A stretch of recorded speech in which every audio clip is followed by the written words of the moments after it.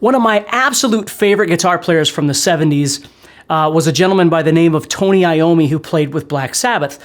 Black Sabbath was absolutely life-changing for me as a kid because, I grew up listening to the stuff my parents listened to was, the Beatles and, the Monkees and, all kinds of things like that, which were awesome. But I was introduced to Sabbath by a friend of mine when I was a kid, and just those heavy power chord riffs and the single note ideas and all that just kind of changed the way I thought about guitar playing and thought about music in general for the rest of my life. So what I thought would be really fun for us is if we took a look at a rhythm track that I built that has a bunch of different Tony Iommi, Black Sabbath elements in it, his power chords, his movements, chord progressions, single note riffs, all those kind of things. And then go back and then we're going to create a solo over the top that uses a lot of the signature style things that Tony Iommi would use. Now, Tony Iommi, just like so many other guitar players, is an incredibly versatile and talented guitar player. And I can't even begin to try and break down everything that he does in his world of playing, but I'm going to go for the heavier side of things right now. So let's take a look at the rhythm track here, and of course you can watch this as many times as you need to get a feel for it, and when you're ready to start breaking it down, come on back and we'll talk about it.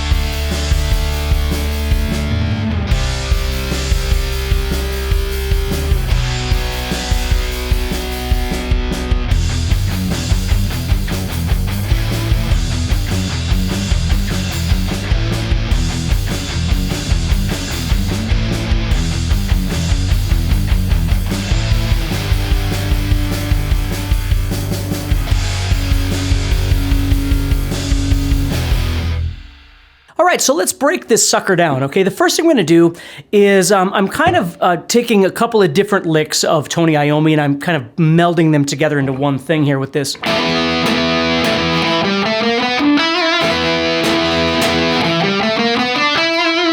That thing right there, okay? Now you'll notice my tone, I don't have a massive amount of distortion on there.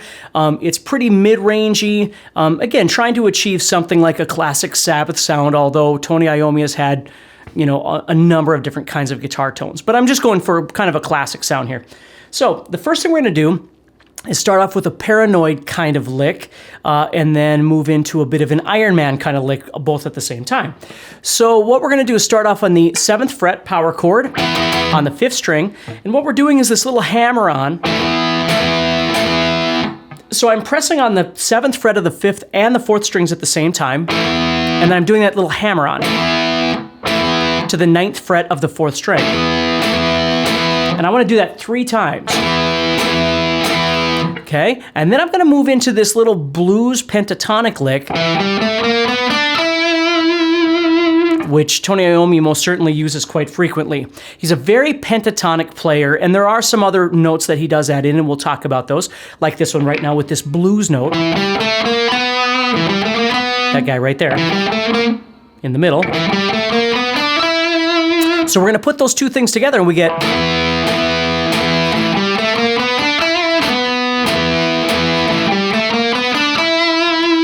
All right. Then what we're going to do is we're going to go into some power chord chugging here.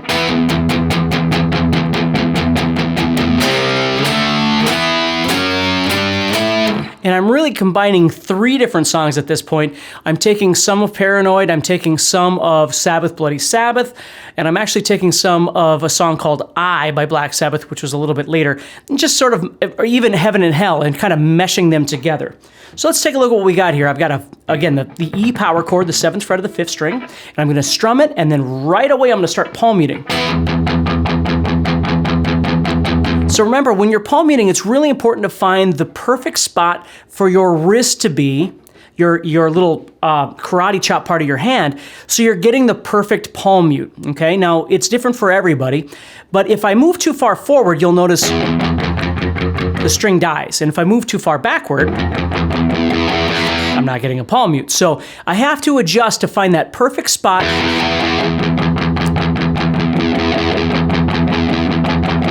See, if I want a little less palm mute, I can move back a little bit, and if I want it a bit tighter, I can move forward. And I mean, that's, I don't really think about it when I'm playing. I don't think, well, what does Tony Iommi do? I'm just trying to kind of match the sound that I'm hearing and the feel. So I've got a fairly tight palm mute happening right here. Okay, so I've got...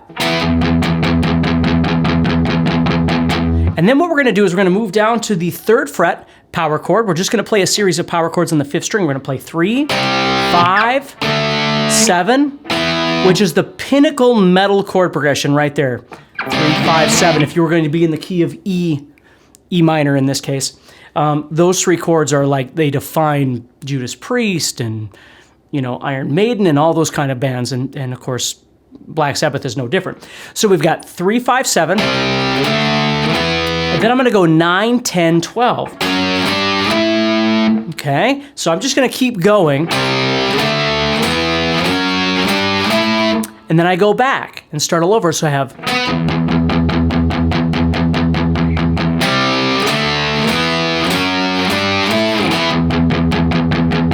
And remember, you got to start palm muting right away. Don't hold that and then start going. Just go ba-da-da-da-da. So it's like 1 and 2 and 3 and 4 and 1 and 2. And you're just, on the first one, you're strumming. And then on the and, you're already palm muting. 1 and. And when you go down to do that palm mute, the nice thing is that you can kill all these other strings so that strum stops. See, I'm not changing anything about what's happening with my left hand. I'm just going across the strings, getting ready to do my palm mute. And what I'm doing in the process then is deadening out all those strings so they stop ringing. Here I go.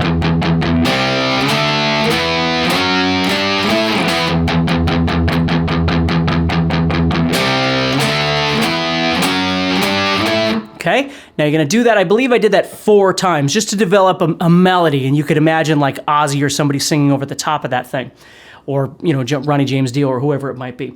So then what we do is after we come off of that little thing, we're going to do this little, we're just going to play this power chord, which is kind of Iron Man-ish. Then we're going to go to the 5th fret, and then we're going to go back to the 7th fret, and we're going to do that. We're going to keep palm muting. Then we do it again. 2, 3, 4, 2, 3, 4.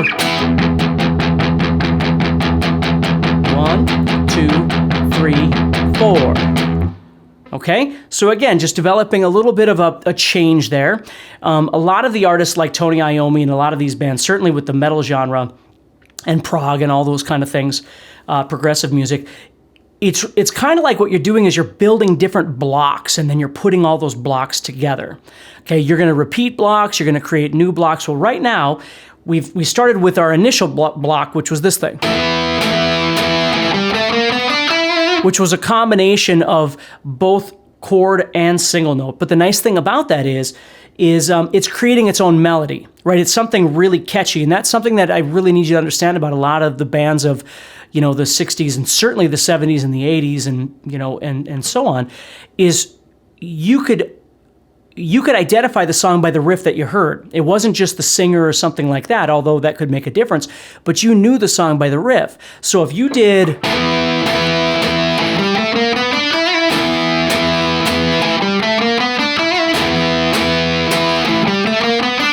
it would be something that would be easily identifiable as a lot of the Sabbath songs, and again, so many artists are. So it's important to think about that. You're not just playing chords, but you're trying to create some sort of melody or some sort of motif, it's sometimes called, where people would go, oh, hey, I know that song, right? So then we're moving from that into a section where somebody could sing over the top, and that's where we're going...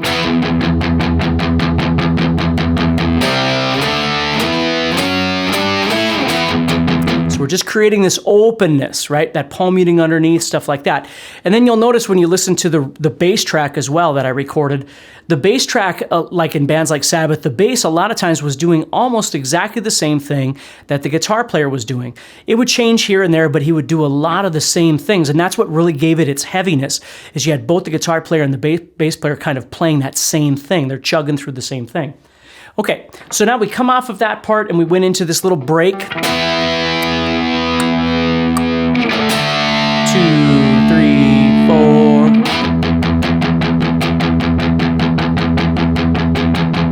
We do it again. 2, 3, 4. 2, 3, 4. 3, 1, 2, 3, 4. Now what I did was, just so you know too, when I'm playing power chords, sometimes I play power chords with my first finger and third finger, and sometimes I play power chords with my first finger and my pinky. I'm pressing on the same strings, I'm just pressing on fifth string and fourth string, but I just kind of move back and forth between those sometimes. So as you're watching me and you see my fingers, if you're playing it a different way, don't worry about that, and it's perfectly fine. If you're playing a 3-finger power chord where I'm only playing a 2-finger power chord, again, don't sweat it. You still want to play this so it's comfortable for you. The idea is the riffs themselves. And if some of the things that I'm doing certainly help you, then that's awesome. But you don't have to feel like you have to do them exactly the same way I do, because a lot of times I switch them up from time to time because I'm not really thinking about how I'm playing it with my fingers. I'm just sort of playing. So just something to think about. All right, now we're going to go into this. That little thing.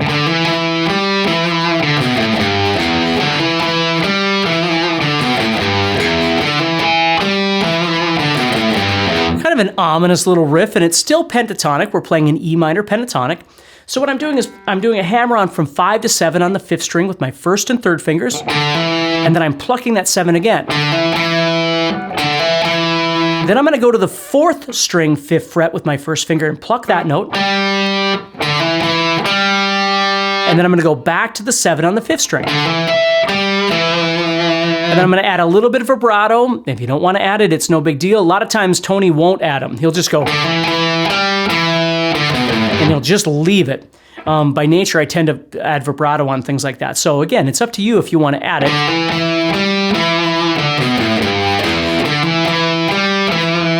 Or if you just want to leave it static. Okay, so I'm doing a hammer-on, then I'm picking that 7. And then I'm picking the 5, back to the 7, and then optional vibrato or not. Now we're going to just drop down the pentatonic scale here. We're going to play 5 on the 5th string. We're going to play 7 on the 6th string with our ring finger. 5 on the 6th string with our first finger. Then we're going to move back 2 frets to the 3rd fret, pluck that, and then open. So it looks like this.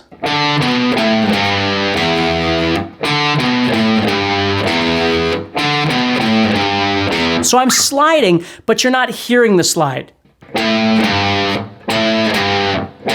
But to get from point A to point B, obviously either I have to lift my finger and move it, or I have to slide physically. I don't want to hear the slide, but I do have to get from this spot down there, okay? So instead of going and lifting it, then I'm getting space, I'm sliding. I'm just timing the slide so you're not hearing that slide sound, or at least trying to anyway. So here's what the lick sounds like.